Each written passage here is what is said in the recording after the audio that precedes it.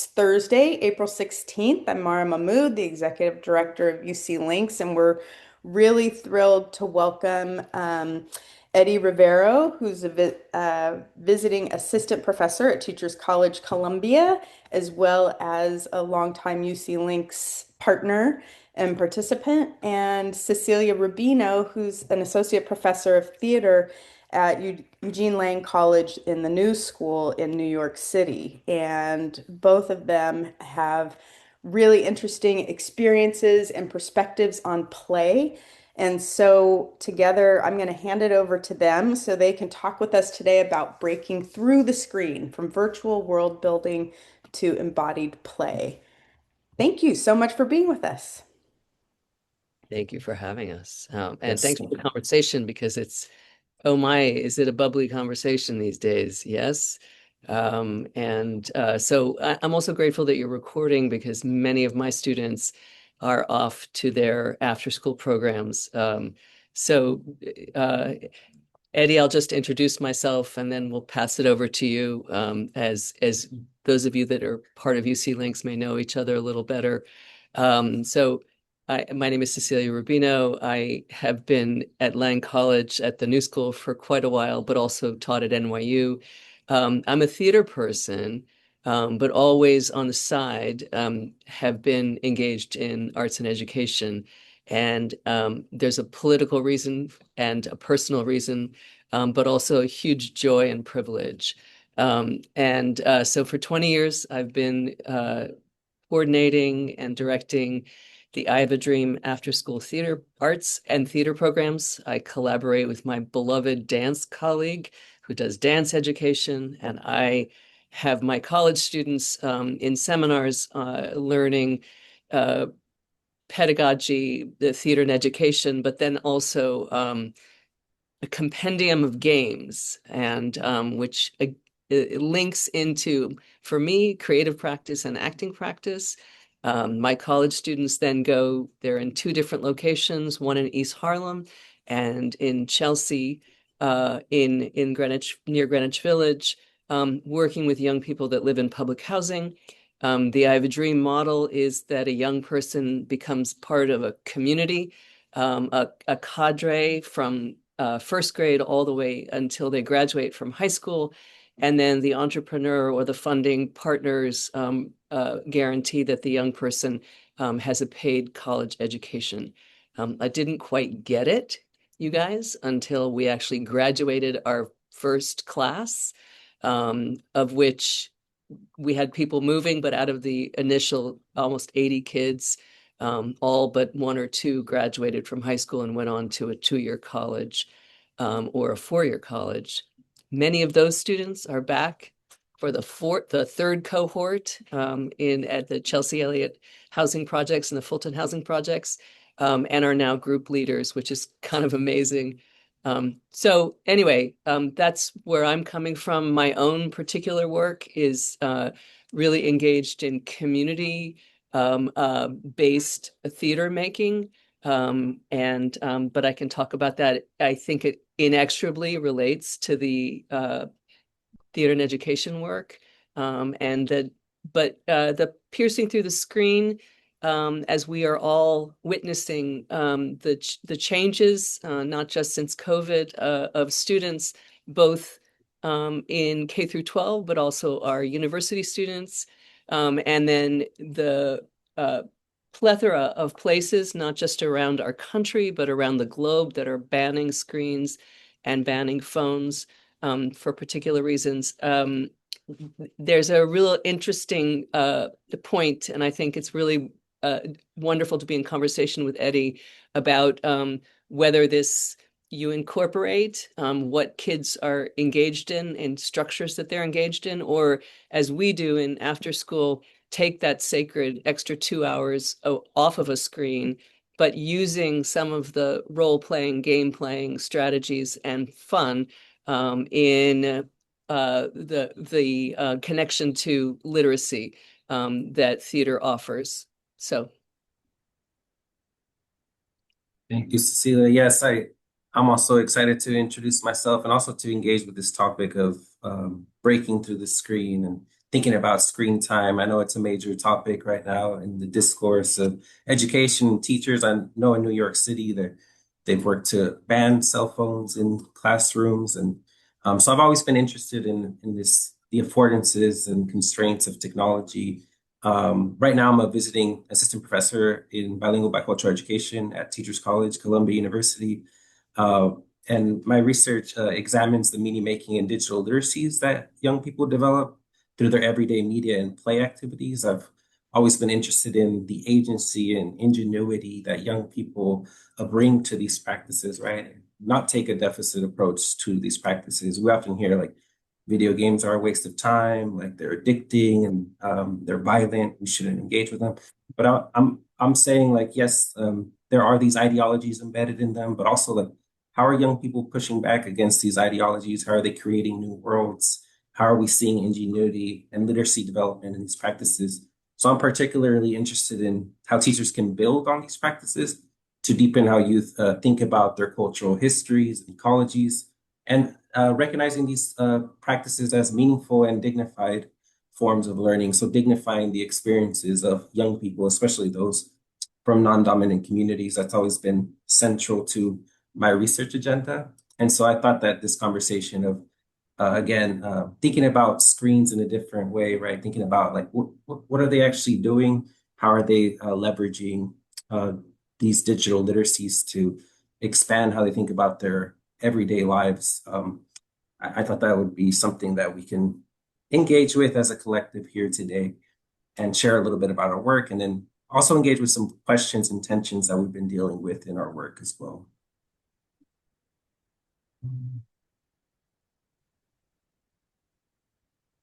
I can also say a little bit about my trajectory too, in terms of just to give more concrete examples of what I mean by youth ingenuity in their everyday media practices. As a graduate student, I was really focusing on, I was part of this MacArthur-funded project led by Dr. Chris Gutierrez, and that studied the everyday media practices of 14 working class families. And there, I really focused on one family and one child in that family that was learning how to glitch video games, learning how to expand the boundaries of what was possible in these gaming structures. So when you glitch, you're finding these errors in codes and exploiting them to create and imagine something new, or to just participate in new ways that weren't intended by the coders. And so again, if you were to just say like, oh, video games are a waste of time, there's nothing ingenious happening here, then you would miss that kind of ingenuity, right? You would miss that kind of creativity. So that was early on in my work as a graduate student. And then I started expanding on some of these research endeavors and notions when I joined Dr. Arturo Cortez, who's here right now in his Learning to Transform lab, the LIT lab. And there we really started to think about how we might be co-constructing worlds with young people that are justice oriented, that expand their social political imagination. And again, that push back on some of the ideologies that are embedded in the code of the games. In this particular case, it was Grand Theft Auto. Yes, we also did a lot of role playing there too. I was Dr. Remedies. So yeah, there was a lot of role play there, working through scenarios, societal dilemmas to again reimagine the world and think beyond current structures. And then now I've leveraged, or based on what some of this collaborative work that Dr. Arturo Cortez and I, or Arturo and I engaged, um, I've started working with an after school program that is using Minecraft to think about how to teach young people about their local environments. So we do a lot of place-based inquiry where we do field trips and learn about the more than human life in the surrounding area, learn about the trees, plants, animals, and then we think about how we may code them into Minecraft to develop more symmetrical relationships with more than human life. The more we know about more than human life, the better we can develop these relationships. So that's a little bit about my trajectory, just so that you all know where I'm coming from when I'm thinking about games and possibilities of these games. And then recently, yes, I was at Mara and connected me to Cecilia, and we were thinking about, how can we incorporate some of these things that we're learning in our respective programs to be able to bring in some role play and to bring in some theater into how we're engaging with these games and what are the affordances of that. So maybe Cecilia, maybe I can hand it back to you so that you can Yeah. tell us a little bit more about your program and also then we can start thinking about how do we integrate some of these sensibilities and principles into game design and gameplay. But it's really interesting to hear about your project with one family.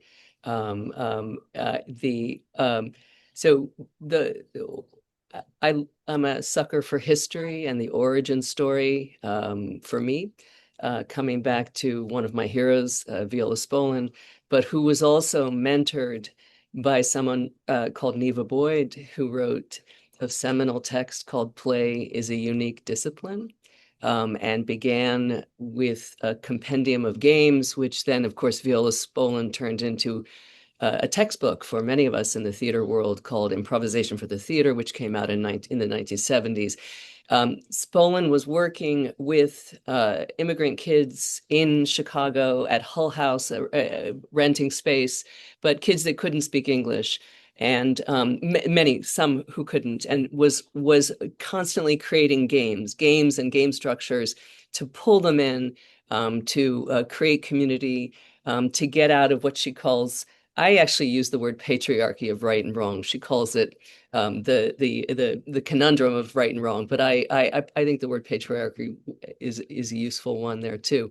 But that compendium of game structure. What is a game? How do we all agree on the rules? Spolin talks about getting out of the approval-disapproval cycle, which has to do with also the constructs of authoritarian hierarchy, et cetera, and thinking about uh, what do we agree on? She very much believes that games and game structures should be non-competitive. There are other folks that pick this up and turn it into theater sports and bring that sports motif, which is also what do we agree on, a set of rules. And there's certainly an objective or a problem, much as there is in any dramatic form, right? There's always, we agree on something, we agree on characters, we agree on the roles we're playing. And then we have an obstacle or we have a task to accomplish. But what's really interesting in terms of the politics of it is from the tenements of Chicago. Um, Viola Spolin's son, Paul Sills, starts something called Second City. Second City spawns Saturday Night Live and all of these other parts of our political comic improv movement that goes all the way to Jimmy Kimmel Today.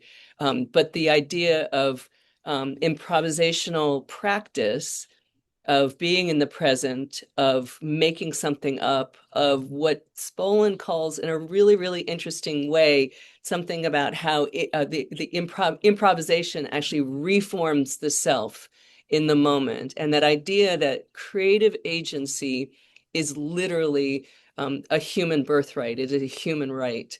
And so the idea that play, creativity, all of the fun is not for the privileged and the few. It is for all of us. And what I really appreciated, Eddie, also in discussions that we've already had, which has to do with how your students are picking up. It's again, they bring in their own agenda and their own sense of agency. So as a trail guide, whether it's myself as a trail guide for my college students or my college students who are then running their after school theater programs, which includes a lot of it is just fun and games. A lot of it is, but then how that guiding that into story formation, world formation, and that idea of the possibilities, the Ferrerian possibilities of, there's no teaching without learning, there's no learning without teaching, but also that the future hasn't happened yet. So the imagination is a muscle, Bob Alexander said, and it deserves a place in play, which is, again, for my students, that place is a very it's a Rubik's Cube. It's after school. After school meaning, golly molly, wouldn't you just like to take these kids to the park and have some pizza? But no, we actually have to be in this basement lunchroom at PS7 or PS33, with the chocolate milk on the floor. But how do we create joy? How do the students through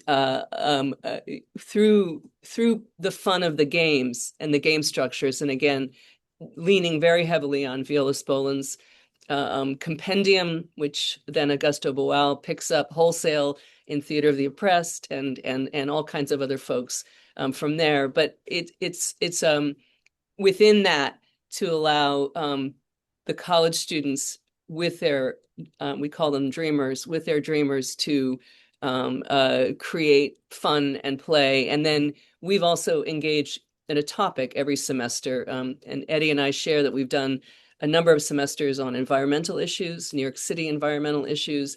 And we've also done things where, those moments where you feel like you're running into a brick wall because the elementary school needs to have more testing prep. And we brought in comedy curriculum and physical comedy, all the rewriting of all classic comedies, etc. But again, that effort to bring joy and play into those afternoon hours, which sometimes can be it can be hard to find sometimes. I really appreciate how you're getting us to question some very important questions that maybe sometimes we don't even think about, but who gets to play, who gets to experience joy? These are all things that are consequential to students from non-dominant communities. And I think we're both working with communities that have been historically dispossessed and marginalized. So I think that's part of the work that we're trying to do. We often think about how to center their imaginations as their imaginations also get marginalized. So what happens when we center the epistemologies of students of color, again, students from non-dominant communities? What happens when we let them play and imagine new worlds and engage in world making? So you get these really fun yet also consequential and political things that emerge when you enable them to play. At least that's, I think, what we're finding in both of our respective programs. And nothing brings me more joy than when they start to reclaim some of their local neighborhoods. And I'll give a quick example. Recently, right by the after-school program, there's a big plot of land that's owned by Columbia University, and we challenge students to reimagine what they would build if they were in charge of, or if they could relate to the land in a different way, right? Where land wasn't property and it didn't quote unquote belong to Columbia, but rather that they could actually be with the land and build something on it. And so then we visited that site and we walked around, and it's a construction site right now, but it's a big plot of land right next to that after school program. And they went back to Minecraft and started building playgrounds and bilingual signs that people in their local community could understand and access. They also built like local stores and gardens where they can grow food there. So yeah, they reimagine what that place looks like. So I feel like these games give them the opportunities to really manifest their imagination and then to co-construct that imagination as well. The imagination, not just as an individual thing, but as a co-constructed thing. And one of the questions too is how can educators create this relationship with students where they put themselves in a position to co-construct the imagination rather than just telling them what they should be imagining. And so I think by letting students lead, letting students play, we really get to see them take the lead in imagining new structures and new systems, again, through these games.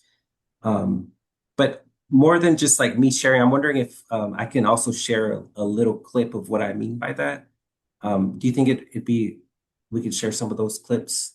So yeah, I think it's much better if I just let the kids speak for themselves. So I have a couple artifacts here. I'll share my screen. So first, just like to give a little bit more nuance to what I was saying in regards to doing this place-based inquiry. A lot of what we try to do is we take them on field trips when opportunity affords itself. as it's hard to sometimes organize some of these things. So we do run into some constraints, but when we do have the resources and time to take them on field trips or to just explore the local area, we'll take students. On the left-hand side, you see the primary educator and then the students on a school bus, and we went to a local park. And they took pictures. All these pictures are pictures taken by youth.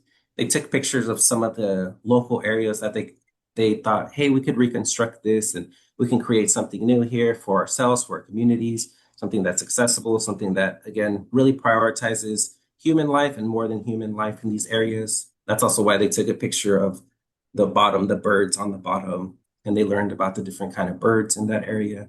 And then they also climbed some trees and were like, hey, like we want to connect with the, again, more than human life. They started building these connections and um, created these connections through touch as well. So with that, they again went back to Fortnite, Here we Minecraft, have a train and they station. started thinking about how to reimagine this area with public transportation, gardens, and other plant life that they could plant there. So I'll go ahead and it's about a 3-minute video, and then we can come back to our conversation.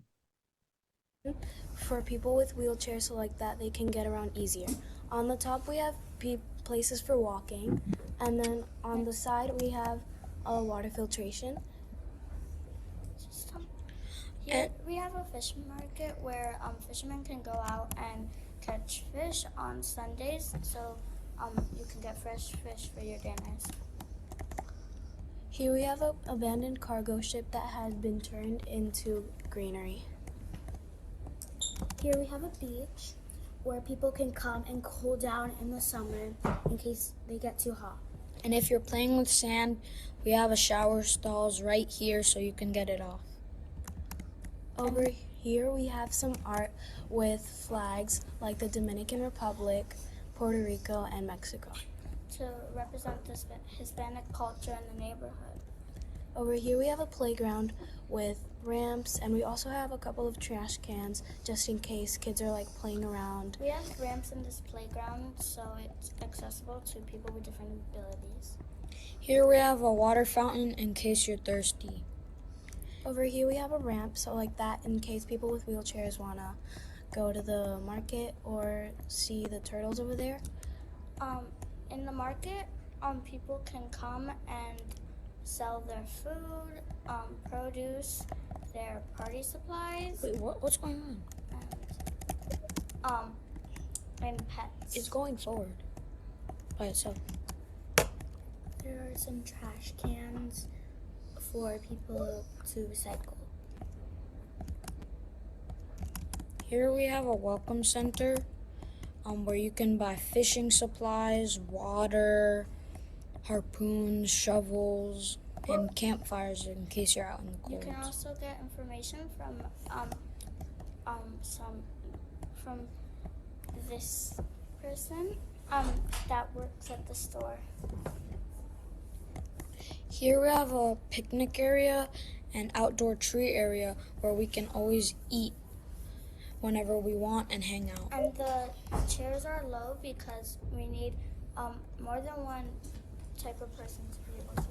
We also have solar panels on top, so like that we can have some vegetables growing on top of our roof.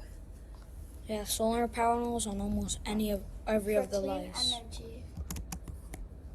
Here we have a sports center which has information about it and was restored from an abandoned factory.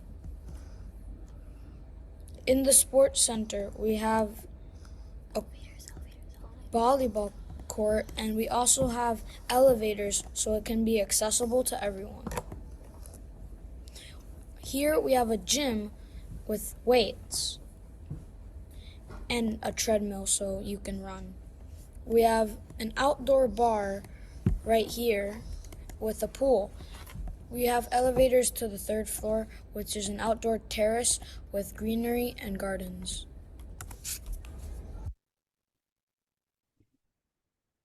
I just wanted to give a little bit of some of the final products of what it looks like to enable these students to reimagine what that park that we took them to look like and some of the things they wish or imagine could be there. But in addition to the final product, I'm also very interested in like what happens in and between these design processes. Like how do young people arrive at some of these conclusions? Where do they learn to implement some of these sustainable energies or designs, or how they're thinking about plant life? And that's one of the dilemmas that I've been encountering, and why I want to lean towards Cecilia's work to think about like there's often a lot of role play, for example, that just happens spontaneously from the children. They'll like hop on a horse that's on Minecraft, and then they'll start to chase each other, and they'll name the horse, and then they'll create these imaginary scenarios. And then rather than focusing on what the teacher's saying, like, oh, design for environmental sustainability, the game will become about chasing that horse and chasing that person on the horse. And then other scenarios too, like putting out fires and things of that nature. So then it becomes more youth-led and joyful, but at the same time, the tension there is how do we support that imagination while still guiding them towards something around the environment or their cultural histories. So that's been one of the tensions there, and I was super excited to have this conversation with Cecilia to see how we can integrate some role play, integrate some theater, to get students to embody some of this learning, to play out some of these scenarios in a way that are still joyful, but also that aren't too adult led, that are still spontaneous or organic, that are still co-constructed by young people. So with that, I'm wondering if Cecilia, you want to jump in and tell us a little bit more about or if you've got the acumen to be able to share your screen, if you just want to show that 2-minute video of, again, it's a little bit more generic, it's not as specific, but before we do that, I wanted to say, Eddie, it really is amazing to think about the architectural stuff that your kids are doing, and to think about, I don't know if you know about Mojinia, there's a favela in Rio where kids for generations now have been building these worlds out of Legos. And they create the same kind of thing, but they're actually Lego communities. And that's literally at the top of a very steep, unpacified favela. It's a really interesting link between I just watching it, I was like so struck by that. But yeah, just to give you a taste of again, the Rubik's Cube for us is that it's a space for college students, some of whom come from urban spaces and some of whom do not.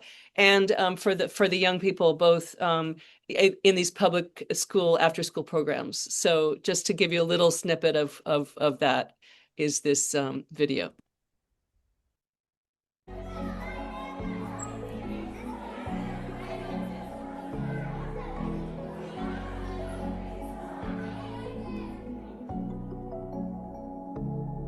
I Have a Dream Kids are really a very creative and energetic group of young kids who just really want to take part in something that they're not normally offered during their regular school day.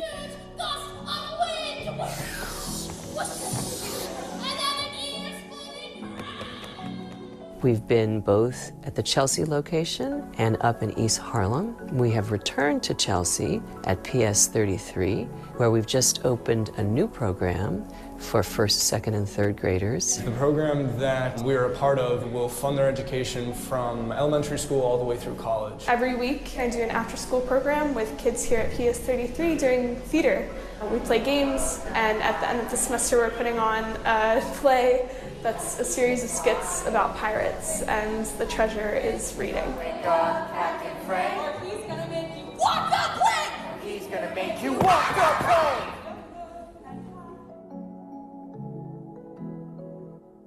This program is an after-school program where the kids can come to get homework help. It's a way to expand both the new school students and the opportunities for IHAD students. Since coming here, I've learned so much about teaching. And it taught me a lot about just working on your feet and learning how to pivot. And while we've had a lot of time to get really close to the kids, I think it's taught me more about how to handle high-intensity, high-stress situations.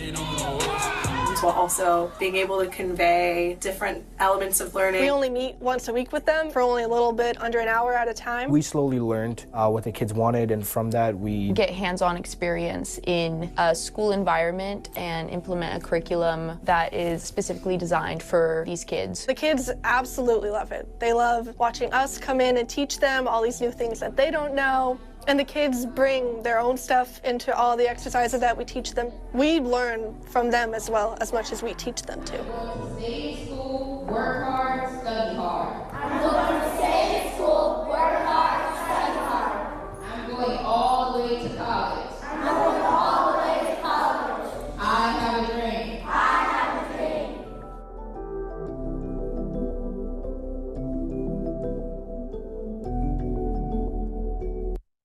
So that just little snippet, which again, you can see the complexity of the great privilege has been the consistency of the college students. So college students come and go, but in fact, this relationship with these communities and with the staff has been consistent over 20 years, and staff members have stayed. It becomes kind of the incubators, fellowships, if you will. And the fact that the kids who you can't see them here, but the kids that we had way back in 2006 are all back from college, many of them, and are part of the team is quite it's just a privilege. That said, going back to Eddie's point of that tension between curriculum and the space of play and fun and being student led and letting kids do what kids want to do rather than imposing a curriculum becomes also a very complex but beautiful improvisation, if you will, between college students and elementary or middle school students. So the college students having, some of them have experience and some of them don't, but have their own set of wanting to steer something. If it's an environmental semester, of wanting to steer them to creating a piece and creating a play, that there's always a sharing at the end of the semester with families and community. And that is both fun, but it's also provides tension in terms of product. You're going to have to show things to parents and to the community. You'll see a picture. I think I put a picture up there where we have a tradition of bringing the dreamers down to the university, to the new school for a party or for a performance, a sharing at the end of the semester, so that there's a transfer back and forth. But that sense of and then also the literacy component, to go from the play to the game to the necessity, but then how do you connect that thread to actually sitting down and writing your play for a day, your scene, coming back with a written scene, going from all of the imagined things, and then your kids, if you're the college student, your kids coming back the next week going, oh, we don't want to do that play anymore. We're going to do a whole different play. And of going with that roller coaster of change, of following with the kids, and of not being burdened by a final performance. And part of that over the years has been really the college students always improvising and playing with the dreamers, so that especially in a final performance, you may have your star actor may not be there, but everybody knows all the lines, so that whoever it is can help and perform. One thing about screens, and very interesting, I was talking to Eddie about it as well. I have been recently in dialogue with students who are master's degree students in design from Parsons. Parsons is the design school. They were in constructed, I'm going to misspeak the title of it, but constructed design. Nothing to do with theater whatsoever, or performance, if you will, really. But they were very interested, and they are now back in India, both young women, in screen time, screens. They did a lot of work and research and creating graphics around young people's screen usage, and you can imagine all of the above. Now that they're back in India, they're very interested in taking their learning into schools, and creating curriculum for young people around how do you spot an algorithm? What is your creation? How do you role play making your own ad as opposed to being targeted by an ad? What's appropriate for an elementary school student? What's appropriate for a middle school student, et cetera, et cetera.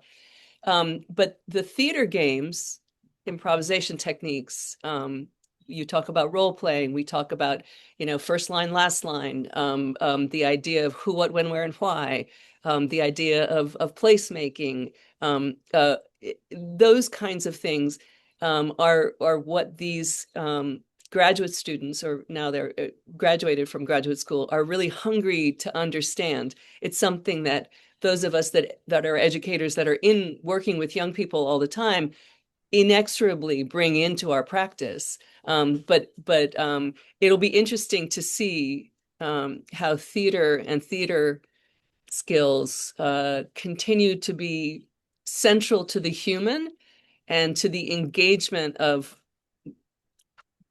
let's just talking and listening, picking up, communication skills, all of the above. I don't have to preach to you guys, as you know, but it's really curious and interesting to be thinking about the reflexivity between what's the games and the video games, and folks that are really interested in interfacing and breaking through that, and then how to engage young people in the moment, in the flesh, in a way that's also fun. That's again the challenge.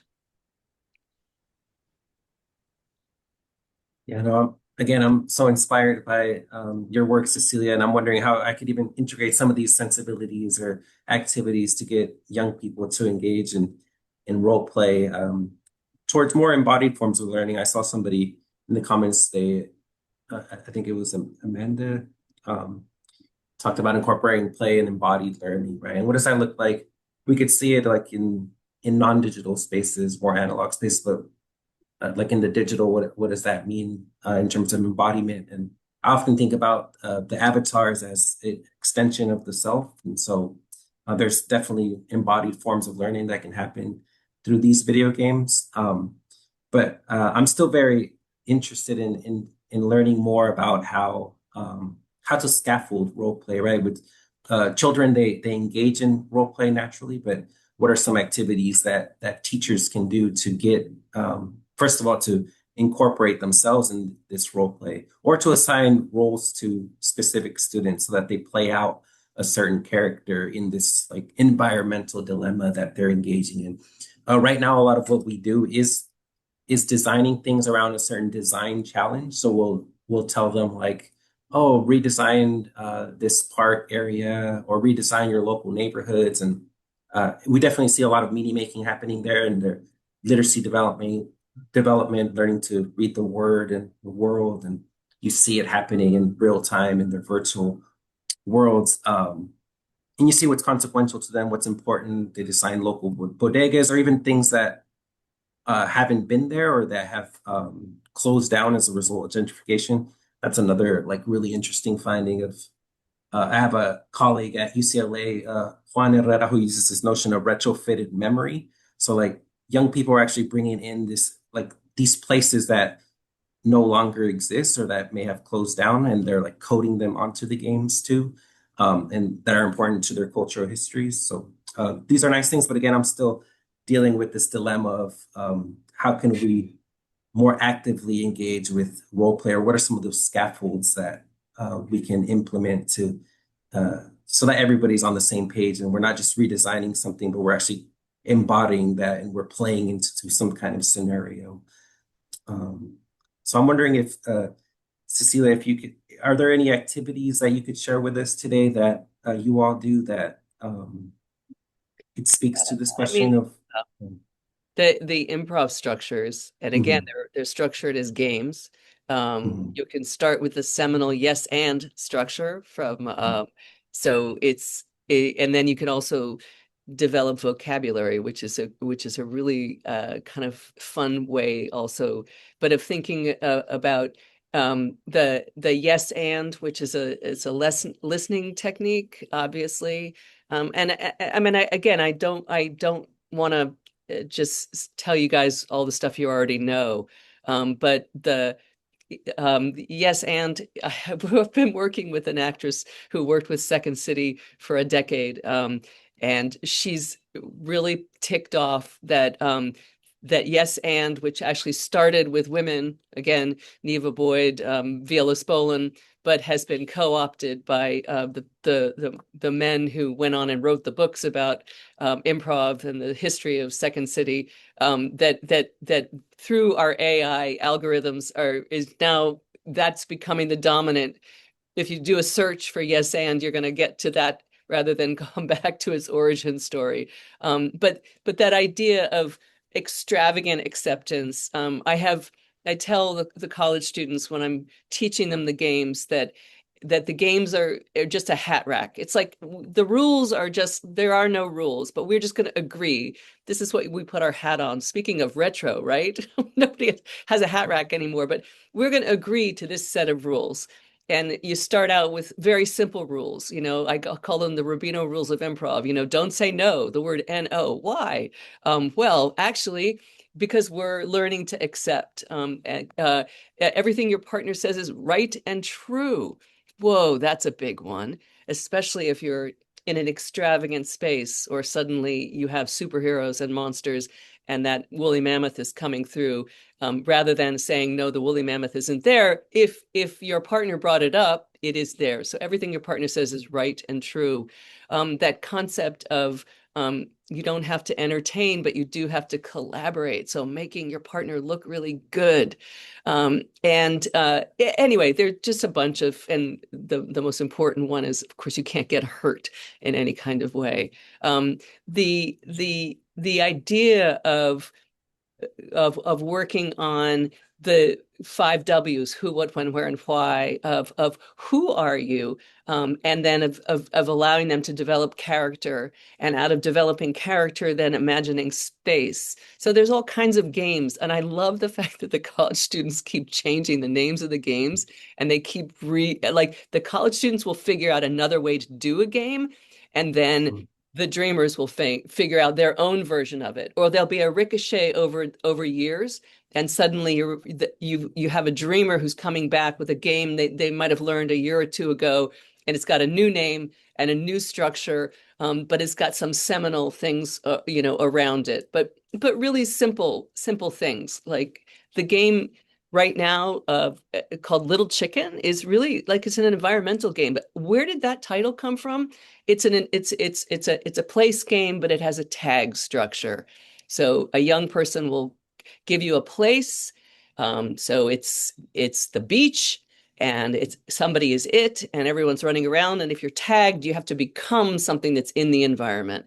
You can travel your own imagination from there. But again, the improv games, and I used some structures already, whether it's yes and, or first line, last line, or pickup is another one, which is really great. It can be any kinds of themes.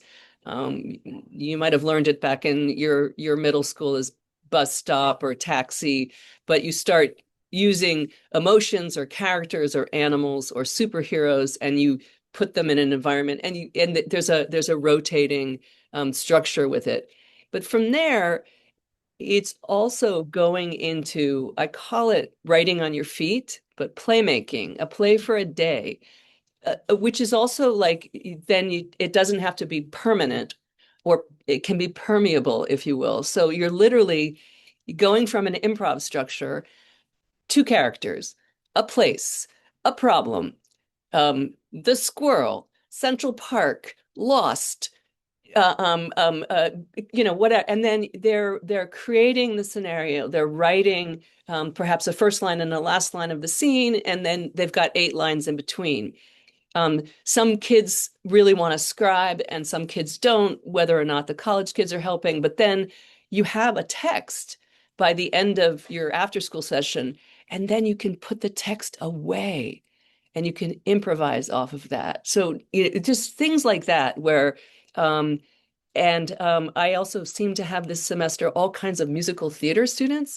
So the concept also of taking something that's created and from a song into something that the Dreamers really love. They love to dance. They love to sing. So taking a tune that somebody may know, I don't know, it's Rihanna, but then they're rewriting the lyrics. They're rewriting it around whatever your theme, your environmental theme is, and suddenly again, it explodes a different a way of having fun, taking the movement, the scene, the the movement, the song and the dance, and then into also the scripting of a short scene is something that we work on all the time. So. Thank you, Cecilia. I appreciate that. I'm definitely going to be integrating some of these game structures and ideas into how I engage with some of the teachers. Because as I mentioned, it's not for us, it's not just about learning about the environment, but learning with the environment and creating new kinds of interactions through play that enable them to develop these more symmetrical relations with them. So I'm excited to try out some of these things and see how they're appropriated to and they're changed over time. I also appreciate folks in the comments providing some resources as well. So thank you for that as well. Yeah, and thanks, Beth. Yes, that's the term that they're called the Dreamers. And we have old Dreamers and new Dreamers. So the program has been going on for 20 years, but it actually the programs have grown and evolved. What I say is that it's still a Band-Aid. The Band-Aid is because it's really what every young person in this country deserves, which is a community, arts programming, and after school, and being allowed to the permission that you have your sights on a future, whether it's college or some other form of a future, but you see yourself in the world as a person with agency and efficacy. So those are part of, and it, again, in that very imperfect space of after school.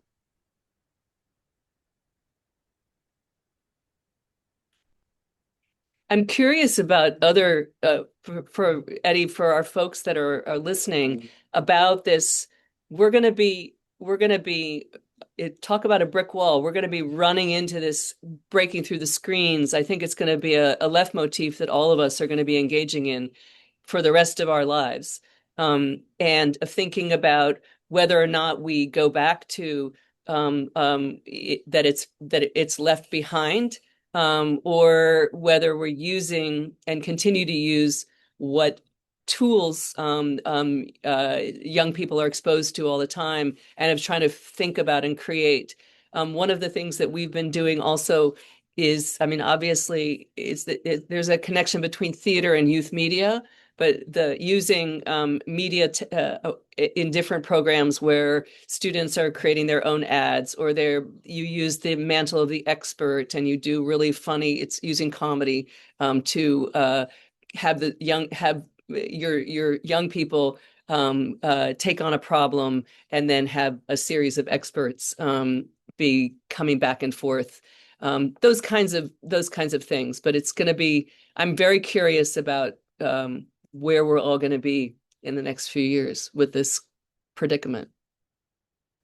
Yeah, I definitely have a lot of thoughts around, yeah, as I mentioned, a lot of my research has been around what young people do on the screen, but also how we can leverage some of these interactions and activities, or how we can expand on these interactions and activities and then bring them to the non-digital world as well, and vice versa. So learning as movement across digital, non-digital, and in between these spaces as well. So the transmodalities, all this learning as movement that's happening as we move across these spaces. And so I think that rather than taking deficit approaches to what's happening on the screen, I think there's opportunities for us to think about what the everyday media practices of young people can bring to how we're relating to each other in the physical or the non-digital world, the kinds of imaginations that we have, right? There's some things that we can do in games that push our thinking in terms of how our society is functioning and running or not functioning. So yeah, young people are constantly pushing on boundaries in through their everyday media practices. And so if we pay close attention to their play, through their ingenuity, to their agency, their boundary crossing, how can that inform how we relate to each other in this non-digital world as well, right? And so I'm trying to apply that to the environment as well. Like, how is it? How can we leverage what they learn about in their virtual environments to also for them to reconnect with their natural worlds? So I don't think it has to be two different worlds. I think we live in a society right now or in a world right now where we're constantly navigating these two dimensions and spaces. So rather than being like this or that, let's think about what we can learn in between or how we can break through that screen, right? And not create a dichotomy between the two, but there's like all these affordances across both. So I'm excited to develop and build on, as Dr. Chris Gutierrez says, syncretic approaches that blend these two different supposed contradictory spaces, but actually that live together, especially in this digital era. Yeah, and I agree with the comment that young people would argue that the digital world is the real world. But however, all of us as humans also put forward human care and human presence wherever, whether it's digital or not. Here we are, we're in a digital space right now, but I feel lucky to be here and able to talk to you. Just the way young people, of course, have their communities and their play spaces that are digital as well. I think, and again, I'm not just speaking from my theater vantage point, but of continuing to say where the human and what is human about all of us, and that still has to do with our corporeal selves, and for young people actually to be allowed to be in presence with one another, and that will come back to just something simple like making a play together, or playing a game.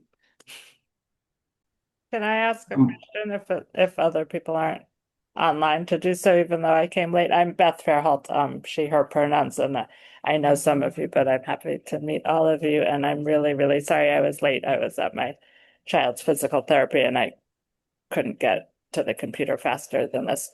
But I've been looking forward to this talk, and I've been sort of mulling over a question that I wanted to ask Eddie, but I would like to ask everyone in the room. Like in the city right now, in New York City, there's this push for universal early childhood, and one of the big debates that's happening, both in like the mayor's task groups and through the media, some really silly articles and then some more useful, is about using the digital play for the young children, for the 0 to 1-year-olds. And I've noticed that play experts who really know about digital play aren't weighing in.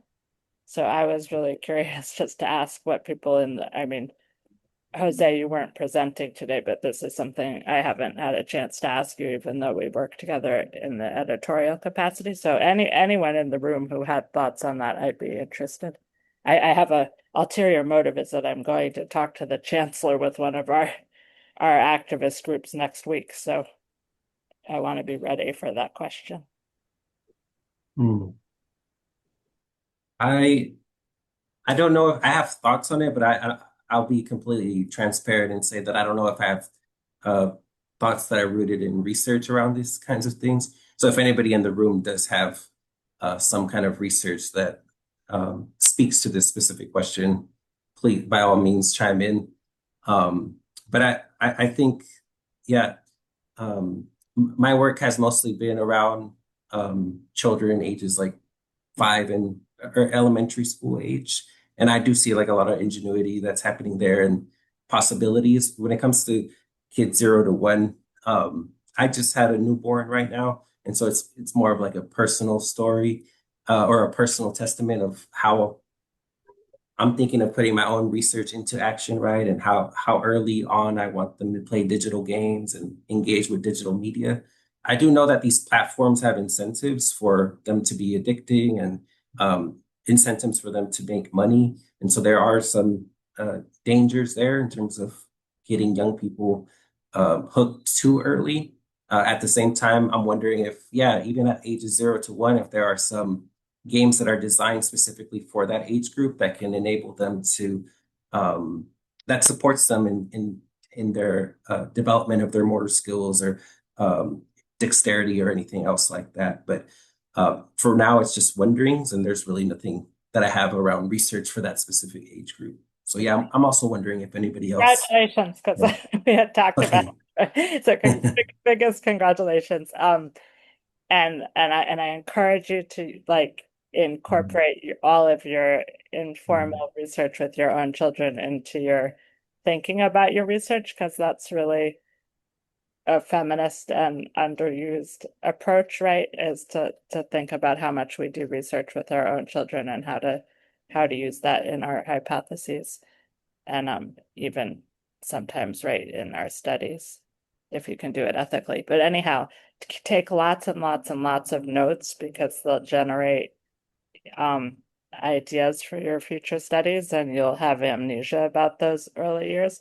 But the 5 through 5, 6, 7 is early childhood. And so that's what I was thinking, Eddie, is I know you work with that age group. Like what are you finding is most like what would you say to someone who says no, the pediatricians say keep the screens totally out of those pre-KK first grade classrooms? Okay. What would be your is that like too off research? It's a research question, but I'm asking partly for this like public way of thinking about it or talking. The reward, what is being used for, how your dopamine reward cycle, all of those kinds of things are definitely things that our researchers and scientists need to get, and educators, those of us that are educators need to pay a lot of attention to. What's it being used for? How is it being used to placate? Is it being used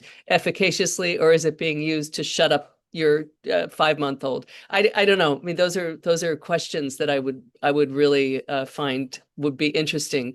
And it's the same questions of even in all kinds of settings with any age young person, which is what's the technology being used for? And I just really, really appreciate Mara, you setting this up, and Eddie, the chance to learn about your work. And I hope that we can meet each other again, and particularly around the environmental play space, et cetera, that would really appreciate collaborating. I also just wanted to say thank you. I think this is the beginning of a larger conversation and maybe even future publications that we can have, including everything that's been written on the chat and the resources that have been shared. So I think we have some wonderful convergences here, and yeah, look for future presentations and like I said, even publications in the future that come out of this conversation. Thank you all. Yeah, thank you so much. Definitely. Thanks to both of you so much.